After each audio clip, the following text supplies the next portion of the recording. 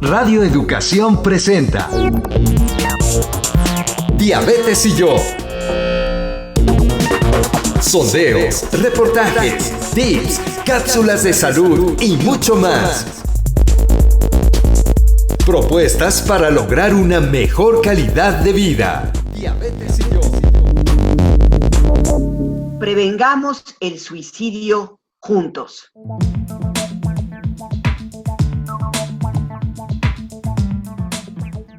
Bienvenidos, bienvenidas a una emisión más de este programa Diabetes y yo, propuestas que puedan mejorar nuestra calidad de vida. Y nos da muchísimo gusto poder nuevamente estar con ustedes en este programa todos los viernes en punto de las 12 del día.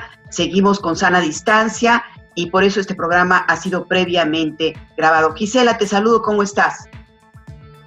Muy bien, muchas gracias, Maru Pulido. Pues sí, como todos los viernes tenemos una cita al mediodía para hablar de salud.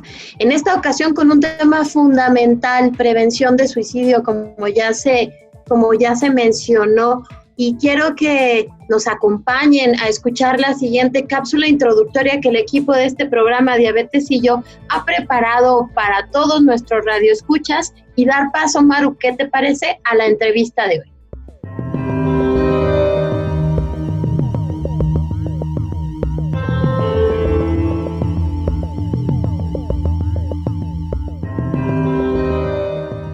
El suicidio es un acto por el que un individuo se causa a sí mismo una lesión o un daño con un grado variable de la intención de morir. Así lo define la Organización Mundial de la Salud. En el mundo, 800,000 personas mueren por suicidio anualmente. Esto representa una persona cada 40 segundos. Por cada suicidio, 25 personas lo han intentado previamente. Las tasas de suicidio varían considerablemente entre los países, pero se estima que han aumentado en 60% en los últimos 50 años. María Elena Medina Mora, una de las figuras reconocidas a nivel nacional e internacional en el ámbito de la epidemiología, de la adicción a drogas y la salud mental, ha documentado en sus investigaciones la brecha de atención que existe en los pacientes que requieren de la ayuda de un profesional. En México, menos de 20% de quienes presentan un trastorno afectivo busca algún tipo de ayuda y quienes lo hacen tardan entre 8 y 14 años en llegar a un tratamiento especializado. Son muchos los factores que obstaculizan la búsqueda de ayuda, pero el estigma se ubica entre los principales. Entre la población es común la creencia de que una visita con el psicólogo o psiquiatra es sinónimo de locura. Se piensa que se ha perdido el juicio o que se está perturbado, cuando en realidad acudir a terapia sirve para cambiar desde un pequeño hábito o bien solucionar un problema conductual o emocional que está afectando al individuo. Los especialistas nos alertan al respecto. El estigma podría explicar el por qué las personas se suicidan antes de pedir ayuda. Quédese con nosotros para conocer más sobre suicidio, las maneras de identificar conductas de riesgo y conocer algunas recomendaciones para actuar.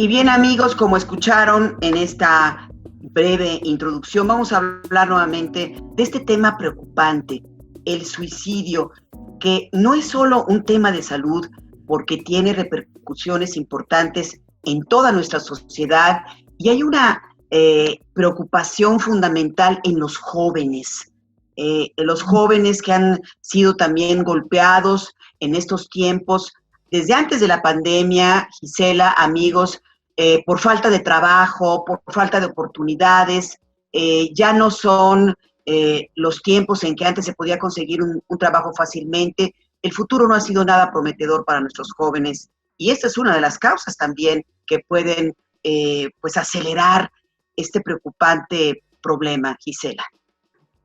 Así es, Maru, pues prevengamos el suicidio juntos. es una idea que utilizamos como título de este programa, una idea que nos ofreció nuestro invitado. Se trata del doctor Bernardo N.G. Solís, es licenciado en Medicina por la Facultad de Medicina de la Universidad Autónoma de Nuevo León. Cuenta con especialidad en psiquiatría y subespecialidad en medicina psicosomática.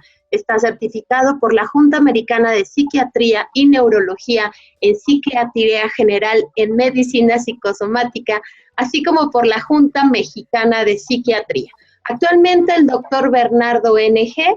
es presidente de la Asociación Psiquiátrica Mexicana. Bienvenido, doctor, gracias por acompañarnos desde Mexicali. Al contrario, muchísimas gracias por la invitación. Me da mucho gusto estar de nuevo con ustedes, Maru y Gisela. Pues aquí estoy a ver en qué podemos contribuir para el mejor entendimiento de este fenómeno tan triste y tan doloroso que es el suicidio, porque estoy convencido de que todos juntos lo podemos prevenir. Doctor, pongámonos un poquito en perspectiva con este tema.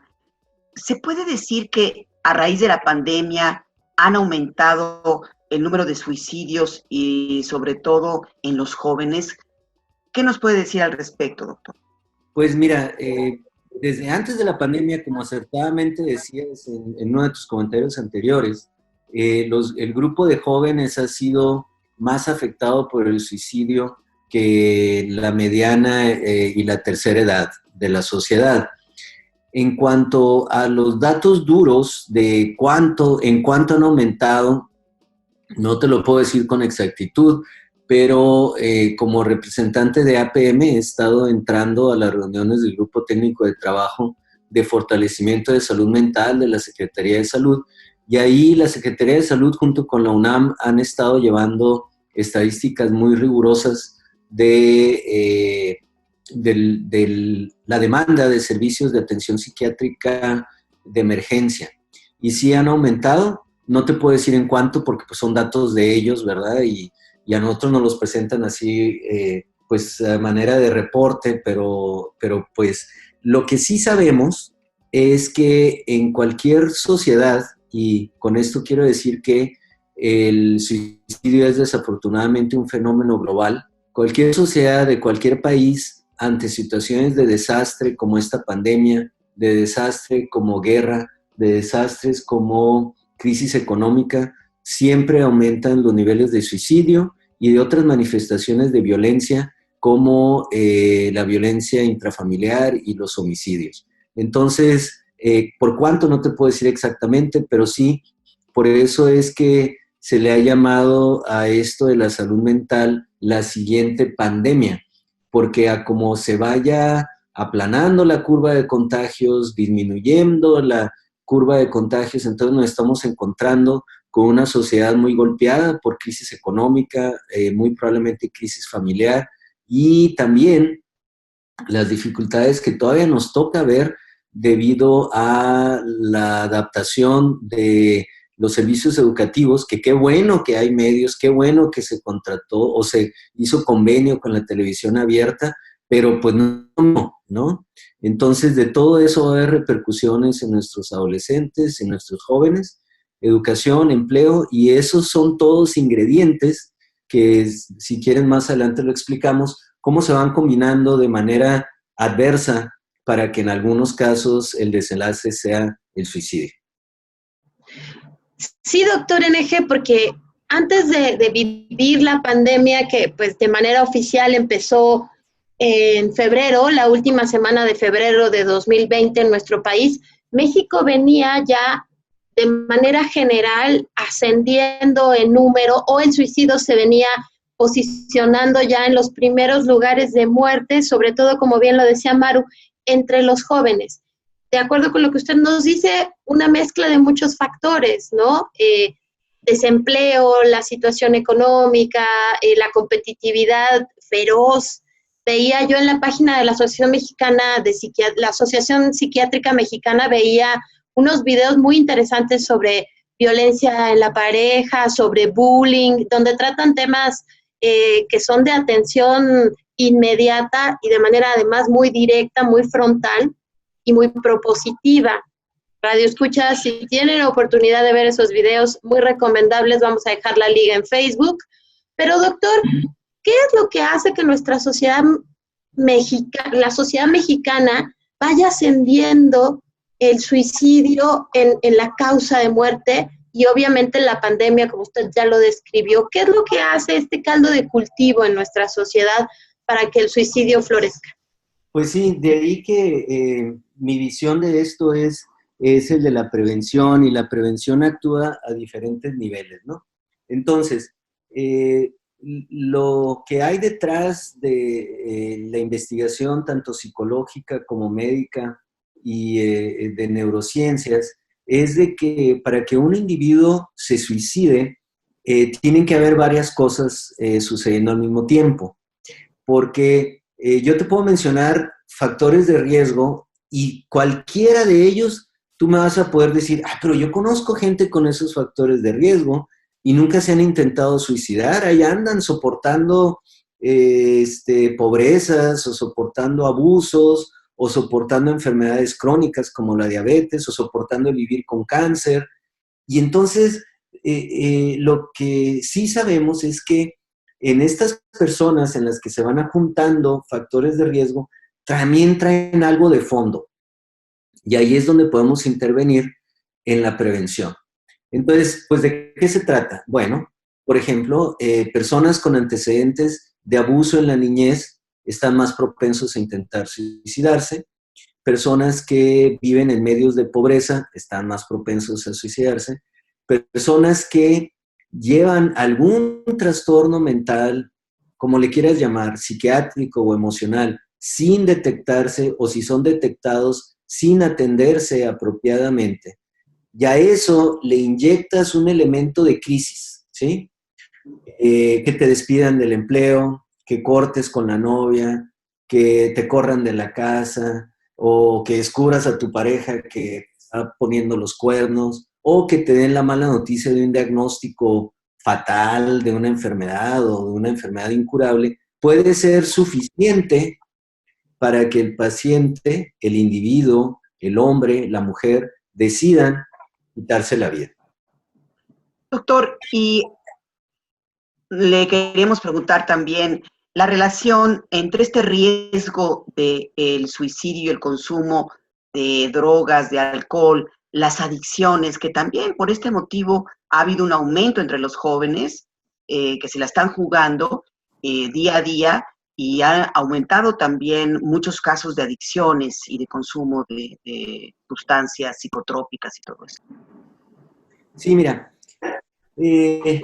ahora, no ahora, ¿no? Pero porque esta propuesta científica clínica existe ya desde hace tiempo, que es lo que se le llama de la patología dual o el diagnóstico dual, ¿no? Lo que son las adicciones por un lado y las enfermedades psiquiátricas por otro lado. Pero la teoría nos dice que probablemente sean las dos caras de una misma moneda, ¿sí? Entonces, aquel que empieza a utilizar drogas, inclusive alcohol, tabaco, y que sea muy propenso a adictarse, a volverse dependiente mucho más rápido que cualquier otra persona, es que ya trae una predisposición en su funcionamiento cerebral. Si a eso le agregas un poquito de estrés, ¿no? De nuevo, pobreza, vivir en ambientes muy poco privilegiados, que te corran de la escuela, o que esos ambientes familiares donde se están peleando todos los días, o donde te agarran a cintarazos, o etcétera, etcétera. Cuando no tienes herramientas sanas para superar ese sentimiento de estrés, y descubres que con un poco de inhalante, con unos 2, 3 cigarros de tabaco o unos de marihuana, te relajas y te calmas y liberas esa tensión, pues entonces ahí ya estás empezando a darte tratamiento, ¿sí? Uno de manera inadvertida, porque no hay quien te guíe, quien te diga, ve al médico, ve al psicólogo, habla con la trabajadora social, ve a un grupo de apoyo donde te pueden enseñar a cómo lidiar con el estrés familiar. No, te dice el amigo, el vecino, el de la esquina, el de la vuelta, échate estas pastillas, échate esto otro, y te sientes mejor. Pues entonces empieza a irse, ahora sí como en encubierto, un trastorno psiquiátrico, y entonces no nos sorprenda que 2 años después, 4 años después, cuando este individuo ya tiene 17, 18 años, a lo mejor ya se ha metido en ambientes violentos, anda durmiendo en la calle 3, 4 noches seguidas, en su casa no lo extrañan, y en un momento de desesperación, intoxicado, sobre todo intoxicado, porque ustedes saben que sustancias como el alcohol, sobre todo el alcohol, pero también otras sustancias durante la intoxicación te desinhiben, ¿sí? Te animas a decir, a pelearte, a vociferar. Bueno, pues también si uno trae atrapado ese sentimiento de quererse morir, pero dice, no, eso está mal, yo no me atrevería, yo no. Pero pues te llega ese día con esa crisis, la novia te dice, yo ya no te aguanto porque te has vuelto un borracho y estás insoportable, se va y se sube al edificio más alto que encuentra y se salta de ahí al vacío, ¿no? Y entonces luego uno dice, híjole, es que esa novia de veras, qué perra esa mujer, o sea, mira lo que lo orilló, no, el individuo ya iba acumulando una serie de cosas que desgraciadamente terminaron en ese desenlace fatal. Por eso insisto, si nosotros detectamos trastornos psiquiátricos más temprano, le ofrecemos a la sociedad, sobre todo a los jóvenes, opciones de tratamiento antes de que empiecen a probar drogas o apenas empiecen a probarlas antes de hacerse dependientes a ellas, podemos prevenir el suicidio. Y ha tocado un tema fundamental, doctor, la petición, el entorno en el que se vive y la petición de ayuda. Doctor, el estigma es supongo que uno de los grandes obstáculos para la solicitud de ayuda. Hay ya unos cuestionarios en internet que se han liberado en esta pandemia para que tú puedas medir tu nivel de angustia, tus pensamientos.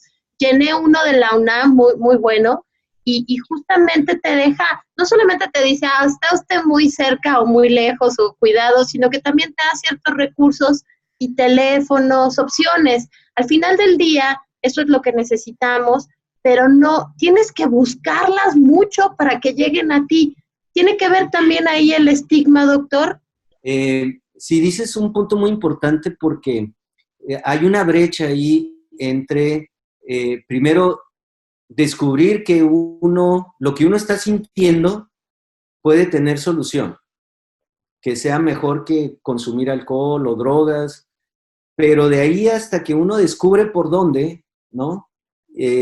Conseguir esa ayuda, con quién, sí existe una brecha.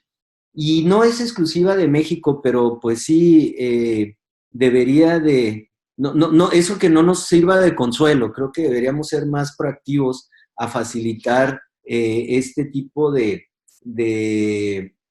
servicios. Por ejemplo, por ahí ustedes a lo mejor, y porque se me hace que esa campaña ha sido muy buena, de consumo de drogas, ¿no? Ha habido unos anuncios en radio muy, muy llegadores, o sea, muy, que te llegan, ¿no? Que habla un muchacho diciendo, pues yo empecé con monas y luego con esto y las tachas, muy, muy que se sienten muy cercanos, ¿no? Y luego te dan un número de teléfono. Yo desearía que también hablaran así de suicidio, ¿no?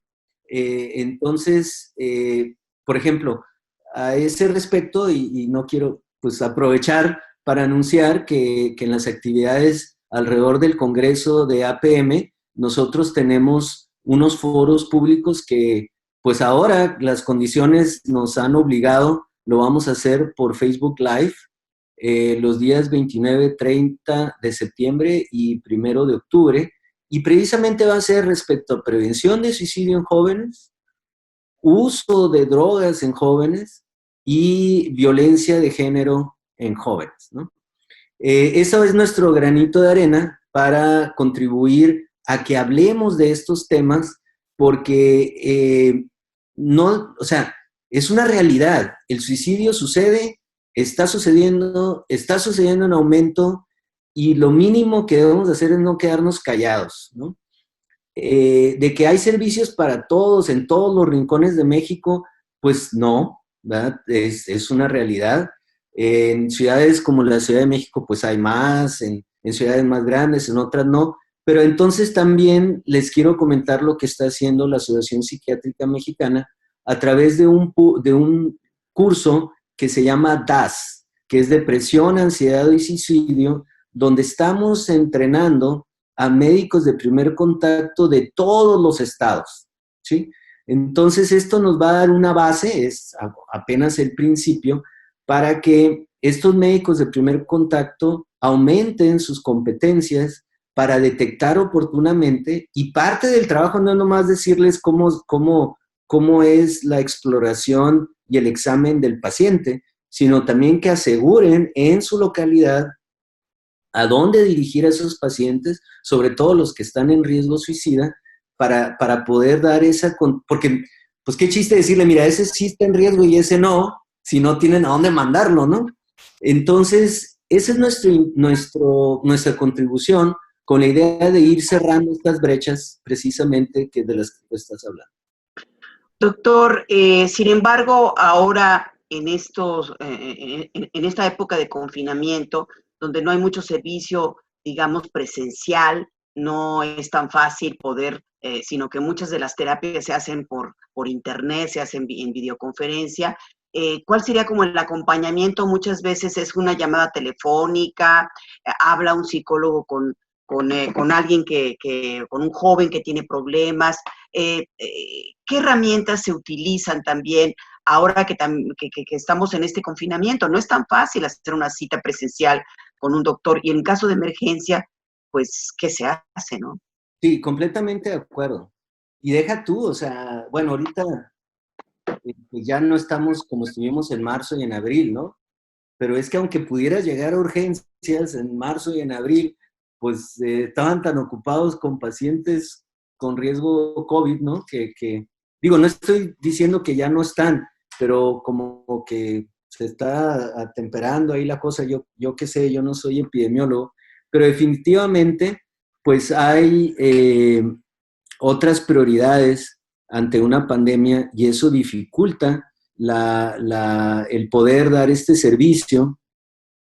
Y si quieren, ahorita les comento lo que están haciendo los centros de integración juvenil en este aspecto, porque ellos se han podido trasladar muy bien al servicio virtual. Bueno, ¿qué les parece si vamos a nuestra cápsula que tiene que ver también con la nutrición, que es muy importante, y tenemos una experta en ese sentido, y retomamos posteriormente esta interesante plática que estamos teniendo con el doctor Bernardo N.G. Consejos de salud para una mejor calidad de vida.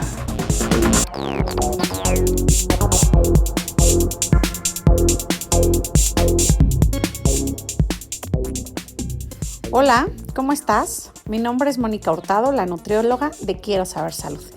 Y en esta cápsula quiero platicarte sobre este etiquetado frontal que a partir del 1 de octubre todos los productos preenvasados, todos aquellos que tengan un empaque, deben de cumplir con este etiquetado frontal. Entonces, ¿qué es este etiquetado frontal? ¿Por qué la importancia de que todos los mexicanos sepamos de su presencia? Bueno, pues este etiquetado frontal, como el nombre lo dice, va a estar al frente de la etiqueta o en la etiqueta frontal, valga la redundancia, y este etiquetado frontal es un etiquetado de advertencia. Entonces, como el nombre lo dice, nos pretende advertir de la cantidad de nutrimentos que contiene ese producto.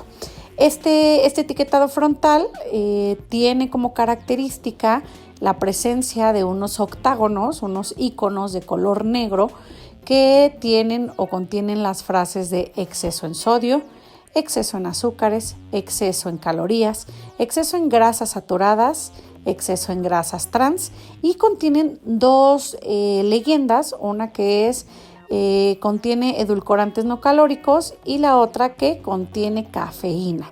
Esto es para que tú los vayas identificando. Ahora bien, Un producto preenvasado que tenga este etiquetado frontal, pues debe cumplir ciertas características. Hay algunos productos que no lo van a contener. ¿Cuáles son estos? Aquellos productos que tengan un solo ingrediente no van a contener etiquetados o iconos frontales, ¿no? Estos que te estoy mencionando. Pero aquellos productos en los que se les añade algo, es decir, sodio, azúcar, grasas, etcétera, sí deben de tener este etiquetado frontal.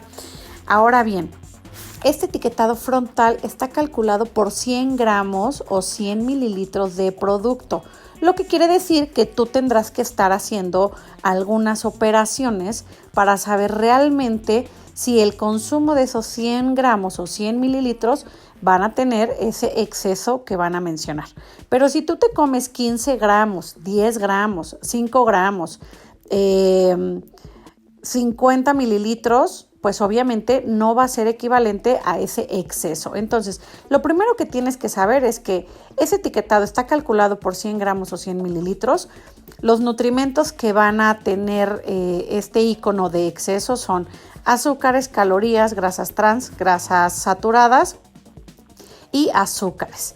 Lo siguiente es que en la parte de atrás, todos los productos preenvasados van a tener esta tabla nutrimental que, como tú sabes y como tu profesional de la salud te puede asesorar o te ha asesorado, es importante leer esta tabla nutrimental, porque esta tabla nutrimental muchas veces viene por 100 gramos o viene por tamaño de la porción, que nosotros sabemos que con una condición de diabetes, una condición de sobrepeso o obesidad, una condición de hipertensión, nosotros como profesionales tenemos la obligación de orientarte para que aprendas a leer y que obviamente sabemos que en México entendemos muy bien las porciones o los equivalentes. Así es que bueno, pues te invito a que evalúes todos los productos que tú vas a encontrar en la tiendita, en el supermercado, donde tú compres tus alimentos, y que sepas que este etiquetado pues sí es de advertencia, pero que lo más importante es que tú voltees este producto y leas la tabla nutrimental para saber realmente, y dependiendo la cantidad de producto que consumas, cuáles serían las cantidades de nutrimentos que te aporta. Yo me despido, soy Mónica Hurtado, la nutrióloga de Quiero Saber Salud.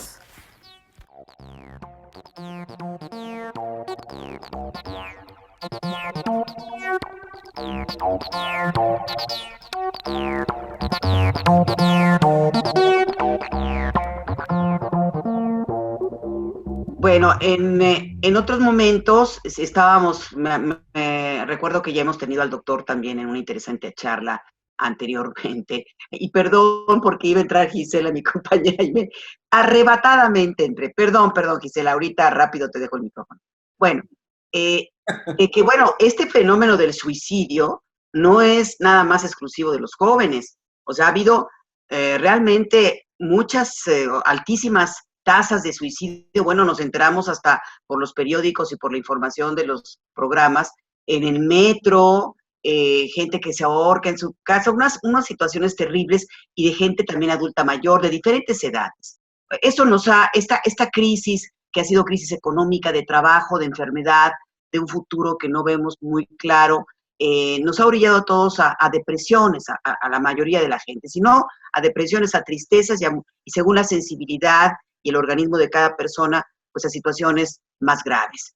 El bullying, por ejemplo, en los jóvenes, la discriminación, la violencia. ¿Cuáles serían, doctor, los factores que usted ve como factores de riesgo principalmente?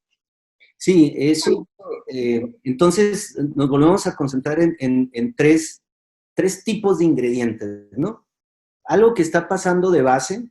Entonces, por ejemplo, en los adolescentes no tanto, porque en general son muy sanos, pero en las personas mayores sí se acumulan las complicaciones de la diabetes, alguien con un cáncer, alguien con una enfermedad pulmonar obstructiva crónica que tiene que andar cargando su tanque de oxígeno para todos lados, que ya no se puede mover. ¿Sí me explico? O Alzheimer, el darme cuenta que me estoy perdiendo la memoria. Bueno, entonces ahí va caminando como ese vehículo principal, ¿no? Y luego a ese le agregas que si la persona consume alcohol o consume alguna otra sustancia, por ejemplo, opiáceos, pastillas para el dolor o tranquilizantes, y le dice el doctor, oiga, ya bájele, ya no tome, y lo sigue consumiendo. Y luego le agregas el detonante, ¿no? Entonces, en el caso de los jóvenes, el detonante puede ser el bullying y el ciberbullying. O sea, con esto quiero decir que el bullying de por sí no es que lo quiera conectar al suicidio. Hay jóvenes que aguantan bullying y que te hacen bullying de vuelta y hasta ahora, ya cuando muchos de adultos alguna vez nos hicieron bullying o nos siguen haciendo y no automáticamente va a traducirse en suicidio.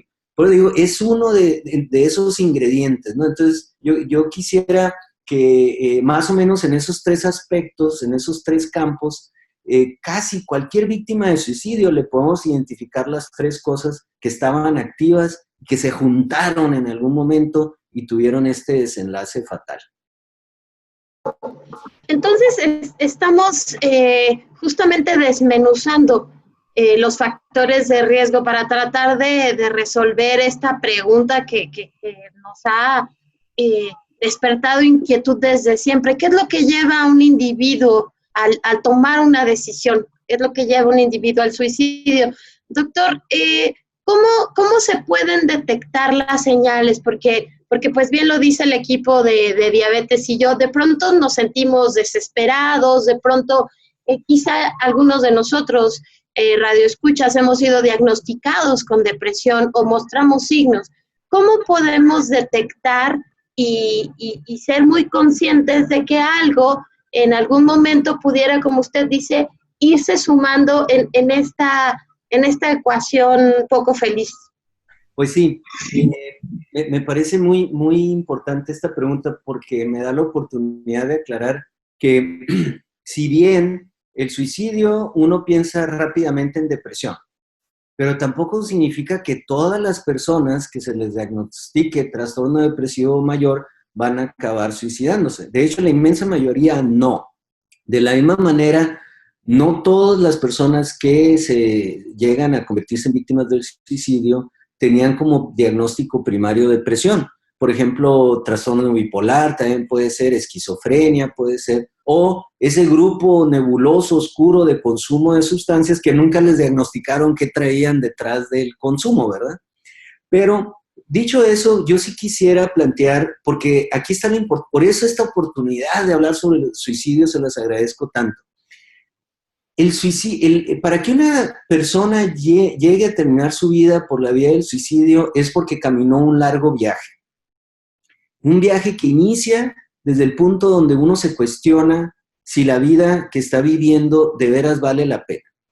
¿Sí? Ahí empieza. Y me atrevo a decirles que todos hemos estado ahí alguna vez en nuestra vida. Por X o por Y, porque estábamos muy jóvenes o porque ahora estamos muy viejos, o porque nos aburría nuestro empleo, o porque estábamos desempleados, o porque la muchacha que queríamos no quise salir a bailar conmigo, o la besé y yo no sé, todos ahí hemos estado. Pero entonces, depende qué suceda si lo resolvemos o no lo resolvemos. Y de ahí eso avanza a decir, mi vida no vale la pena, yo quisiera morirme. Y volvemos otra vez, ¿resolvemos la situación o no? Y luego de ahí avanza, no, pues es que yo ya no quiero vivir. Ojalá que Dios me llevara allá. Bueno, y eso avanza a que, bueno, yo creo que ni Dios me hace caso. Más vale que me quite la vida. Pero eso no quiere decir que ya esté planeando cómo, ni tenga idea de cómo hacerlo, porque ese es el siguiente paso, lo que nosotros llamamos la ideación suicida. Luego viene la planeación del suicidio, y luego viene el intento del suicidio. Y bueno, al intentar suicidarse, hay unos que se salen con la suya y otros que no alcanzan a suicidarse y todavía en medio de la depresión dicen, ni esto me sale bien porque ya intenté suicidarme y no pude, ¿no? Entonces, ¿por qué es importante hablar del suicidio? Porque queremos educar, informar y darle a conocer a las personas que están al principio de este viaje que hay manera de resolver sus broncas y que no avancen ¿sí? Al punto de que ya se aventaron en no sé qué edificio, o intentaron brincar ahí a las vías del metro, o los encontraron ya con la soga en el cuello, ¿no? O sea, la prevención es antes, pues, o sea, y las causas no es el último detonante, ¿no? Es un camino largo, y a eso es a lo que yo me refiero con la prevención, no esperarnos, o sea, esto de hablar del suicidio no es para que, a ver, aquellos que ya intentaron vengan, no, pues esos son personas que se les debe de atender con psiquiatra, muy probablemente se tengan que internar, les vamos a tener que recetar medicamentos u otras medidas más invasivas de tratamiento psiquiátrico. La prevención es antes, ver por qué están usando sustancias, ver quién le está haciendo bullying, cómo enseñarle a que enfrenten el bullying, que conozcan los efectos dañinos, no solo en el cuerpo del consumo de alcohol y marihuana, sino en el pensamiento, en el estado de ánimo, en los efectos depresivos de las diferentes sustancias que hay en las calles. Y bueno, aquellos que están en un ambiente familiar muy hostil, pues a lo mejor tengan que buscar otras ambientes donde vivir, ¿no? ¿Y cómo podemos los familiares, amigos, gente que estamos cercanos a esta persona? Porque hay personas que lo han intentado en varias ocasiones. Sí. Y a veces uno dice, la tercera va la vencida, ¿o qué? O sea, eso ya te alerta a que, pues ya lo intentó una vez, lo puede intentar una segunda vez, no sé, y ya la que sea la definitiva. ¿Y uno qué puede hacer? ¿Cuáles serían como las señales para las personas, los amigos, los familiares, las parejas?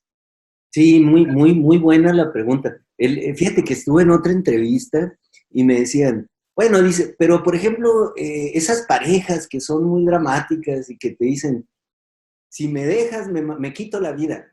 Dice, esas de veras no se quieren matar, ¿verdad? Y es muy parecido al punto que dices tú, pues ya intentaron una vez, ya intentaron dos veces, pero en realidad no se quieren matar. Pues ese no es el chiste.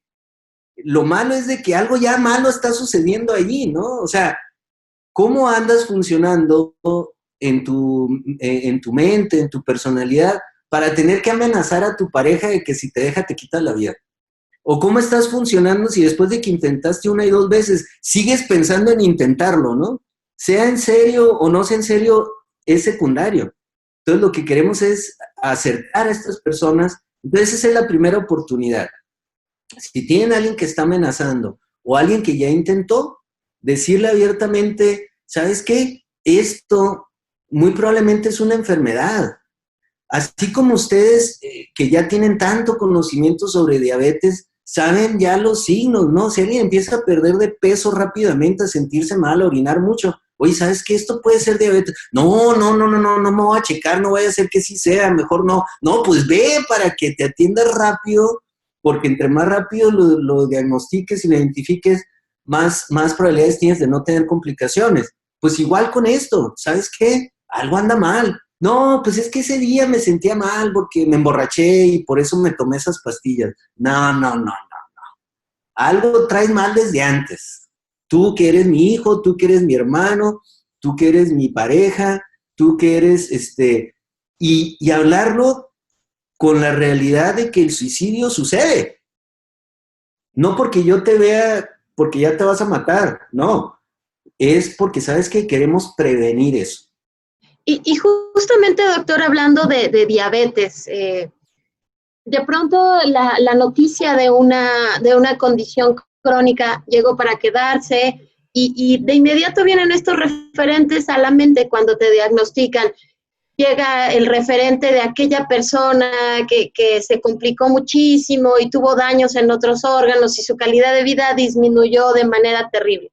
Entonces, estas ideas se pueden ir sumando. Lo que estoy entendiendo, de acuerdo con lo que nos dices, es que yo ya tenía un entorno no favorable, quizá tenía depresión, ansiedad o alguna otra condición, y además llega un diagnóstico de una condición crónica como puede ser la diabetes.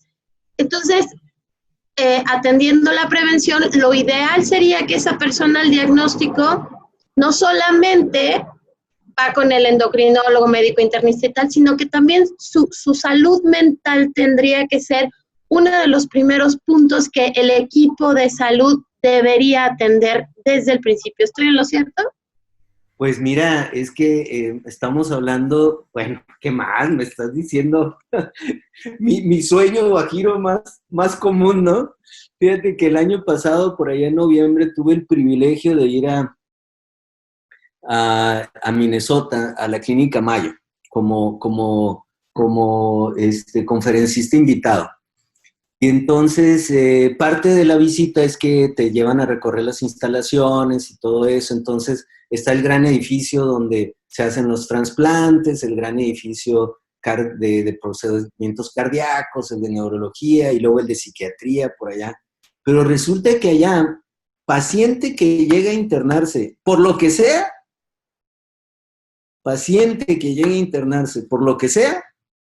ve al psiquiatra. Por lo que sea. Entonces, fíjate, ¿no? Para empezar, que tienen tantos psiquiatras para dar todo ese servicio, ¿no? Otra, de que, pues, digo, obviamente, ellos, pues, mucha gente de mucho dinero va y los ve, ¿no? Porque para alcanzar a pagar todas las interconsultas. Pero sí, en un mundo ideal así debería de ser. Cuando te dan la noticia de que tienes diabetes, de que estás propenso a un infarto, de que te acaban de diagnosticar epilepsia, cáncer, claro, todos deberíamos de ver al psiquiatra desde el arranque. Claro, ojalá. Hay que hacer todo lo necesario para convertirnos en ese tipo de país. Sería ideal.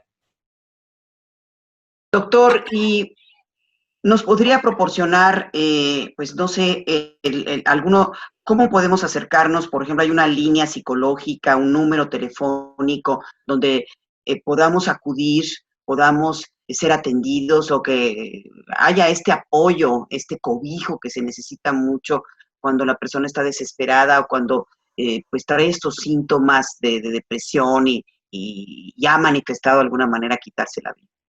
Muy bien, está de parte de la Secretaría de Salud, la línea de la vida, que es el 800-911-2000, y también les recomiendo los centros de integración juvenil. Ellos están por todo el país y han hecho una tarea muy loable en cuanto a convertir su trabajo. Ellos hacen muchos grupos de apoyo para usuarios, consumidores, ex consumidores, inclusive debido a la pandemia ni siquiera necesitas estar involucrado en problemas de uso de drogas y están dando servicio también de apoyo emocional al público en general.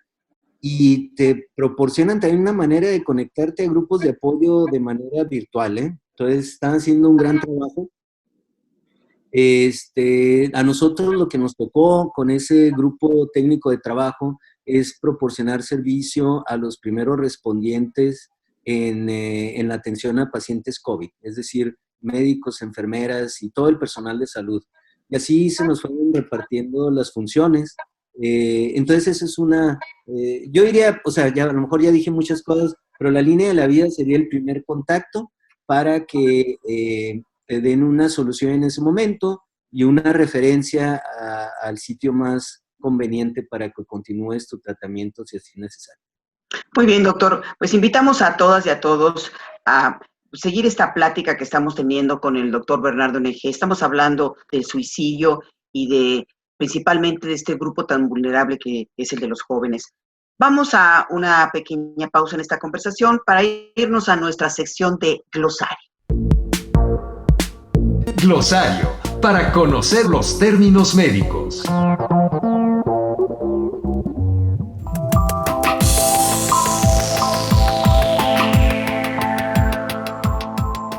Trastorno emocional.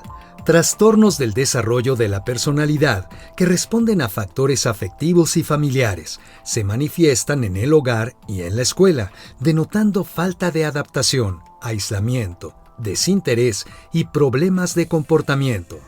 Patología dual. Se refiere al hecho de que una persona sufra dos patologías, una de ellas una adicción y la otra un trastorno. Pueden ser adicciones a sustancias legales e ilegales o a ciertos comportamientos. Por otro lado, los trastornos pueden ser esquizofrenia, hiperactividad o trastornos bipolares, entre otras. Depresión. La depresión es un trastorno mental frecuente que se caracteriza por la presencia de tristeza, pérdida de interés o placer, sentimientos de culpa o falta de autoestima, trastornos del sueño o del apetito, sensación de cansancio y falta de concentración. Ansiedad.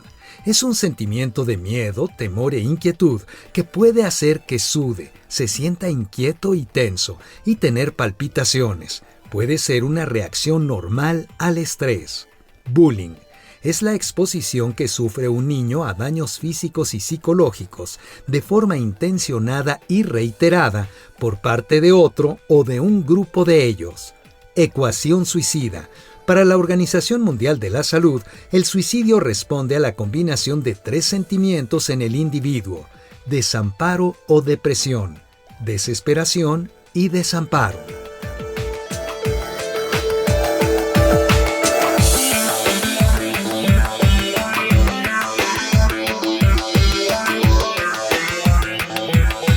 Regresamos al programa Diabetes y yo porque estamos hablando hoy de suicidio. Recientemente la Secretaría de Salud Federal indicó en un documento en el marco de la pandemia lo siguiente: el sentido profundamente humano de la prevención del suicidio implica principalmente la comprensión del inmenso dolor que puede sentir una persona para querer terminar con su vida. Y justamente, pues ese es el tema de esta tarde, la prevención del suicidio, y por eso estamos con el presidente de la Asociación Psiquiátrica Mexicana, el doctor Bernardo N.G., hablando de esto. Y doctor, recientemente estuvo en nuestro programa la asociación Doctor Payaso, ellos creados para hacer un acompañamiento a pacientes terminales, para acompañar a las familias, y ellos en el marco de la pandemia también ampliaron su trabajo y están hoy dando asesoría telefónica a quien se siente muy ansioso, triste por lo que estamos pasando. Esto, doctor, ¿qué opinión le merece desde la psiquiatría? No, pues encantados de que estén tan activos y que hayan ampliado su margen de acción. Sí, pues tienen mucha historia ellos, ¿no? Y qué bueno que en México estén teniendo tanto éxito.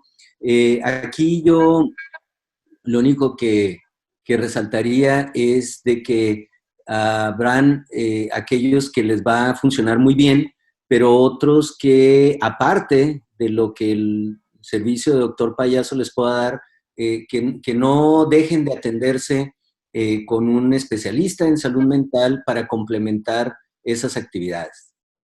Bueno, y seguimos platicando con el doctor Bernardo N.G., y antes de decirle y de preguntarle dónde lo podemos también contactar, sí me gustaría, doctor Gisela, una nota que tú pusiste en el mismo guión en esta tarde, que llama la atención que en México, datos que ha proporcionado la doctora Marielena Medina Mora, una importante autoridad en la cuestión también de depresiones, de problemas psiquiátricos, que refiere que menos del 20% de quienes presentan un trastorno afectivo busca algún tipo de ayuda, y que lo hacen, pues, los que lo hacen entre 8 y 14 años en llegar a un tratamiento especializado, y a lo mejor es demasiado tarde este tiempo, doctor N.G. Sí, esa es una realidad, y eso te habla de cómo tenemos que abordar el reto de la salud mental desde todos los frentes posibles, ¿no? Porque no, por un lado, sí sabemos que no hay suficientes psiquiatras en México y también que no están bien distribuidos.